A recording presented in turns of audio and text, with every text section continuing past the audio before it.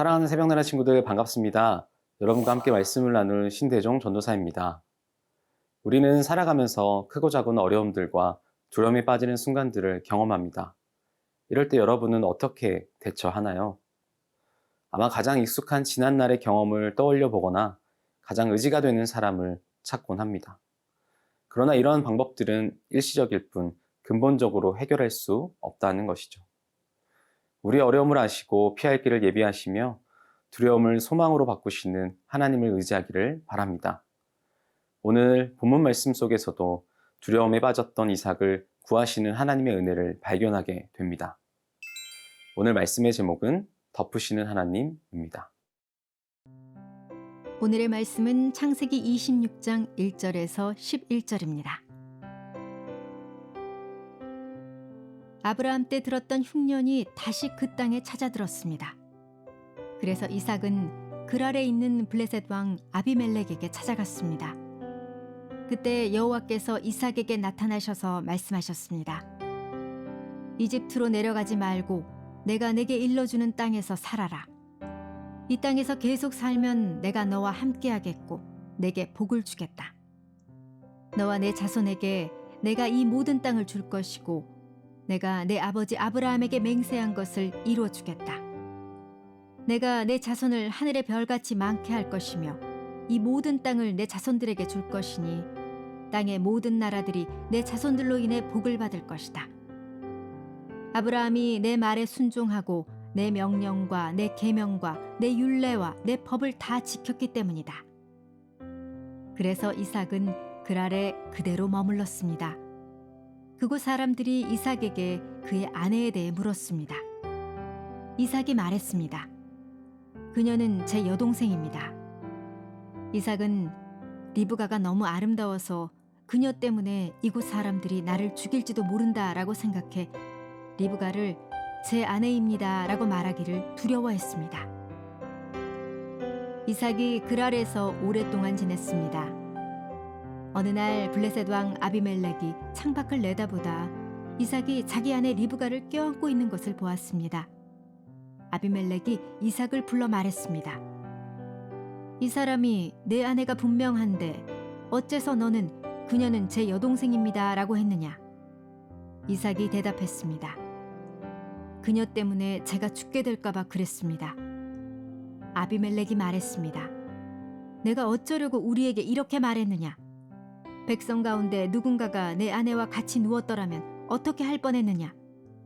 하마터면 너 때문에 우리가 죄를 지을 뻔했다. 아비멜렉이 모든 백성들에게 명령을 내렸습니다. 누구든 이 사람이나 그의 아내를 건드리는 사람은 반드시 죽을 것이다. 오늘 본문은 이삭이 흉년이 들자 애굽으로 내려가려고 합니다. 그때 하나님께서 이삭에게 이처럼 말씀하십니다. 우리 함께 본문 2절과 3절 말씀을 보겠습니다. 그때 여호와께서 이삭에게 나타나셔서 말씀하셨습니다. 이집트로 내려가지 말고 내가 내게 일러주는 땅에서 살아라.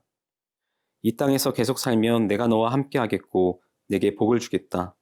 너와 내 자손에게 내가 이 모든 땅을 줄 것이고 내가 내 아버지 아브라함에게 맹세한 것을 이루어 주겠다.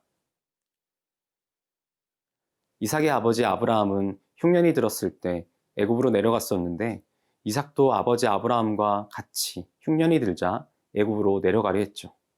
그때 하나님께서 애굽으로 내려가지 말고 하나님이 지시하는 땅에 가서 살 것을 말씀하십니다. 말씀하시는 땅으로 가라 하시며 이삭이 순종할 때 하나님께서는 아브라함에게 약속하셨던 축복의 메시지를 이삭에게도 동일하게 주십니다. 그의 자손을 하늘의 별과 같이 번성하게 하시고 그 땅을 그 자손에게 주며 그의 자손으로 말미암아 이 땅의 모든 나라들이 내 자손들로 인해 복을 받을 것이다. 하나님은 이삭에게 축복의 말씀을 주시며 아브라함이 하나님의 말씀에 순종하고 명령과 계명과 율례와 법을 다 지키며 살았던 것처럼 이삭도 아브라함과 같이 순종하면 그 약속을 지킬 것이라 말씀하십니다. 그러자 이삭은 아버지 아브라함이 그랬듯 동일하게 하나님의 말씀에 순종해 그랄이라는 땅에서 살게 되죠. 사실은 이삭은 지금 당장 처한 어려움이 있었어요. 하나님의 축복의 말씀은 너무나도 귀했지만 이후에 또는 하나님의 때에 이루어질 것이기 때문에 이삭에게는 참으로 힘든 약속의 말씀이 될 수 있었죠. 그러나 믿음의 조상 아브라함의 아들 이삭은 아버지가 그랬듯 똑같이 하나님의 말씀에 이유불문 먼저 순종하는 모습을 보여줍니다.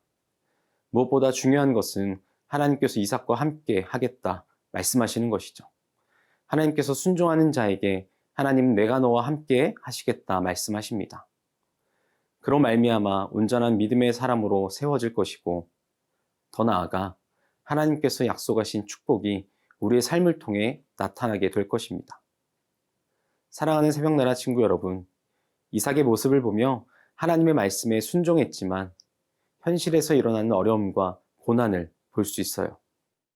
그럼에도 불구하고 우리는 하나님의 말씀에 순종할 수 있는지 생각해 보기 원합니다. 우리가 잊으면 안 되는 것은 수많은 하나님의 축복이 있지만 그보다 내가 너와 함께 하시겠다는 하나님의 약속입니다.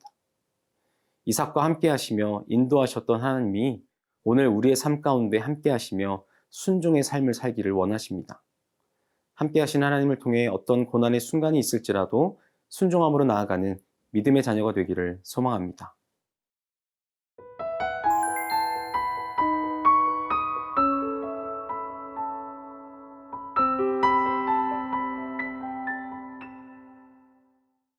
이삭은 하나님의 명령을 따라 애굽으로 내려가지 않고 그랄에 머물고 있습니다. 그러나 이삭은 아버지가 애굽에서 보여준 잘못을 똑같이 하게 됩니다. 우리 함께 본문 7절 말씀을 보겠습니다. 그곳 사람들이 이삭에게 그의 아내에 대해 물었습니다.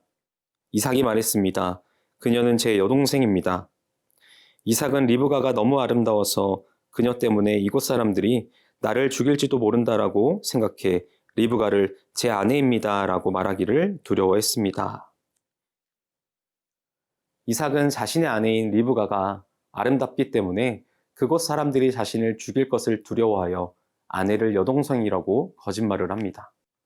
이는 아브라함이 애굽과 그랄 땅에 머물 때 했던 잘못과 동일하죠. 하나님이 명령에 순종해 그 땅에 남기는 했지만 지켜주신다는 말씀에 대한 확신이 부족해 상황과 사람을 두려워한 것이죠. 그러나 그럼에도 하나님께서 그랄 왕 아비멜렉에게 두려운 마음을 주셔서 이삭과 그의 아내를 해치지 못하도록 일하십니다. 이삭은 하나님에 대한 확신이 부족했지만 그럼에도 하나님께서는 함께 하시겠다는 말씀을 이렇게 보여주십니다. 이 사건은 아브라함이나 이삭이나 하나님의 언약을 완전하게 믿지 못한 연약한 인간이었음을 보여줍니다. 그들이 하나님의 언약을 온전히 믿었다면 어떠한 상황 속에서도 자신들을 지킬 것을 믿음으로 바라보고 거짓말할 필요가 없었을 것입니다. 이삭이 보여준 인간적인 연약함으로 아내를 동생이라 속이는 잘못을 저질렀음에도 불구하고 하나님은 약속하신 대로 그들을 지키시고 구원하셨어요. 아브라함에 이어 이삭까지 번번이 현실의 두려움에 무너졌던 것처럼 우리 또한 우리의 삶 속에 눈앞에 어려움이 닥치면 하나님을 찾기보다 두려움에 먼저 지배당하게 되죠. 그러나 오늘 이삭과 리브가를 지켜주신 것처럼 어떤 상황 속에서도 우리가 먼저 하나님을 간절히 찾는다면 하나님께서는 먼저 예비하신 그 길을 통해 우리를 지켜주실 것입니다. 우리의 연약함으로 실수하고 잘못을 범하기도 합니다. 그러나 우리와 함께 하시는 하나님을 온전히 의지하며 살아가 우리를 지키신다 약속하신 하나님의 말씀을 따라 살기를 바랍니다. 사랑하는 새벽나라 친구 여러분, 이삭의 모습은 그의 아버지인 아브라함을 똑같이 닮아 있죠. 잘못을 범하는 것까지 동일합니다. 약속의 말씀을 받았던 사람들도 두려움이 가득한 상황이 될 때 잘못된 선택을 하기 마련입니다.